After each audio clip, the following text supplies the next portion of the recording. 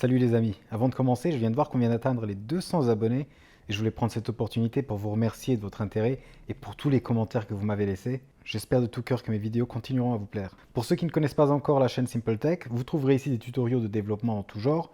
Aujourd'hui, on a deux séries de vidéos, la première sur Angular et l'autre sur Django, et d'autres langages vont suivre. Donc si c'est des sujets qui vous intéressent, n'hésitez pas à vous abonner à la chaîne.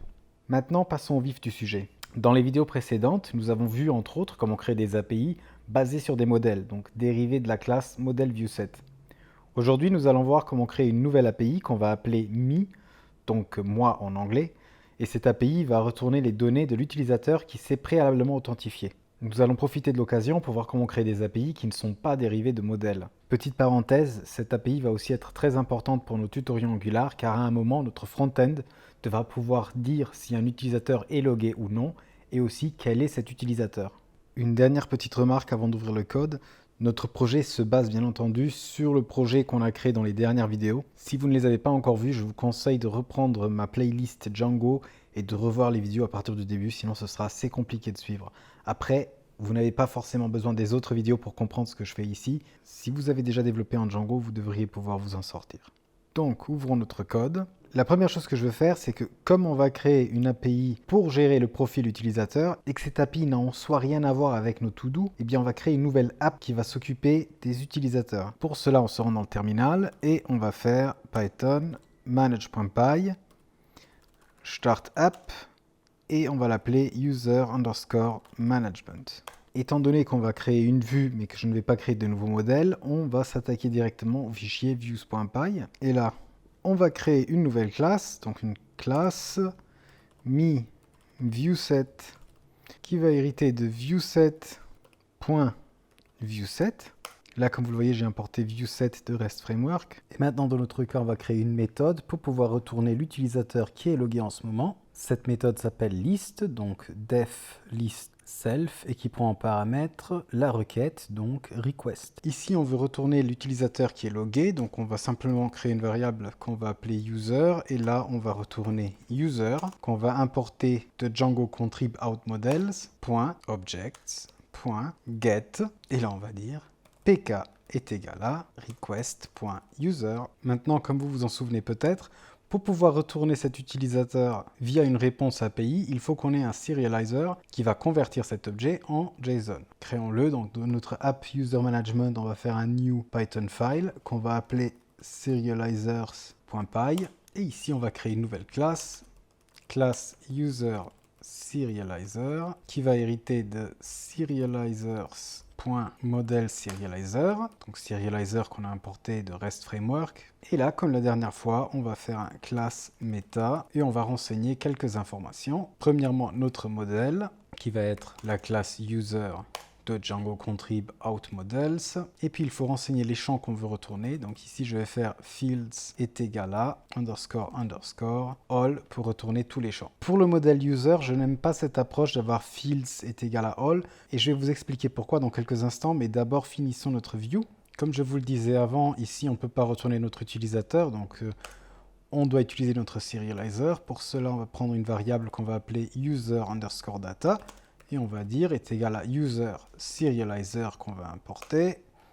Et en paramètre, on va lui donner notre user.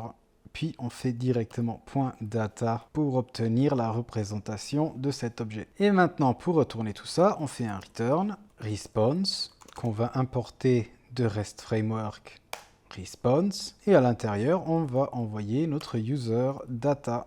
Nous pouvons pratiquement tester cela à l'exception d'une chose. C'est que là, notre API est publique. On n'a pas mis de conditions pour indiquer qui a le droit d'y accéder ou pas. On va faire ça tout de suite. Pour cela, au niveau de la classe, on va déclarer l'attribut permission classes comme la dernière fois. Et on va dire simplement is authenticated pour faire en sorte que seule une personne authentifiée puisse faire appel à cette API. Maintenant qu'on a notre première API, il va falloir créer les URL qui vont avec.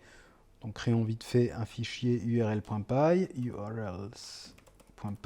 Et là, à nouveau, on va faire router est égal à routers.defaultRouter, router.register me virgule, et là on va prendre notre mi-viewset. Et dans notre fichier principal urls.py, tout d'abord on va importer notre nouveau routeur, donc from usermanagement.url, import router as usermanagement router.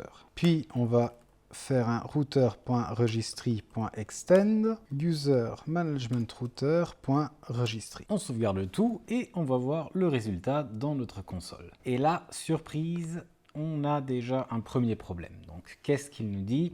Base name argument not specified. Effectivement, la dernière fois, quand on a déclaré nos URL, nous n'avons pas eu besoin de ce base name parce que nous avons créé des modèles viewset. Et quand on crée des modèles viewset, le base name est automatiquement inféré par le code. Je ne vais pas m'attarder trop longtemps sur ce que c'est que le base name. Si vous tapez base name Django, vous trouverez tout de suite la réponse. Pour faire simple, quand vous utilisez un viewset simple, donc quand votre classe hérite de viewsets.viewset, vous devrez renseigner dans votre URL, dans le router.register, un paramètre additionnel qu'on va appeler basename est égal à, et là on va simplement l'appeler comme l'URL mi. Si on relance notre programme, vous allez voir que la première erreur est corrigée, mais nous avons un deuxième souci.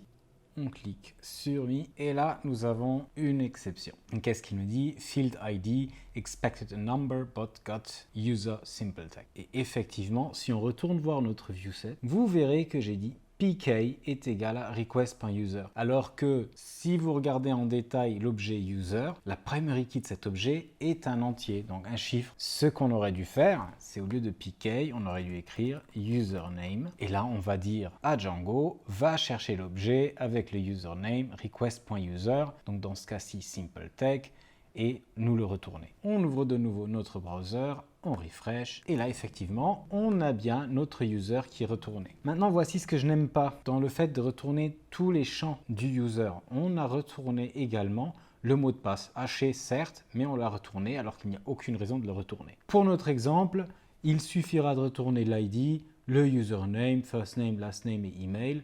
Donc je vais le modifier, et vous bien entendu, si vous avez besoin d'autre chose, des groupes, du last contact time, user permissions, vous saurez comment les insérer. Mais pour nous, ce n'est pas très important. On retourne dans notre serializer. Et là, dans Fields, je vais simplement taper ID, username, first name, last name, email. On sauvegarde. On retourne voir le résultat. Et voilà, c'est déjà bien mieux. Et voilà, nous avons maintenant tout ce qu'il nous faut pour pouvoir continuer notre tutoriel Angular. Et je vais alors m'arrêter là. Bien entendu, vous auriez pu rajouter encore pas mal de fonctionnalités à cette API, comme par exemple la possibilité de faire un changement de mot de passe, changer son first name, last name et email, et ainsi de suite. Mais ça sort hors du scope de cette vidéo, et en plus, si vous avez déjà suivi les autres tutoriaux, vous devriez savoir plus ou moins comment le faire. Mais si vous voulez que je le fasse avec vous, n'hésitez pas, marquez-le moi en commentaire et on pourra le faire ensemble. Et maintenant, comme d'habitude, j'espère que cette vidéo vous a plu. Si c'est le cas, n'oubliez pas de me lâcher un petit pouce bleu et un petit commentaire, ça fait toujours plaisir. Et abonnez-vous à la chaîne. Ciao!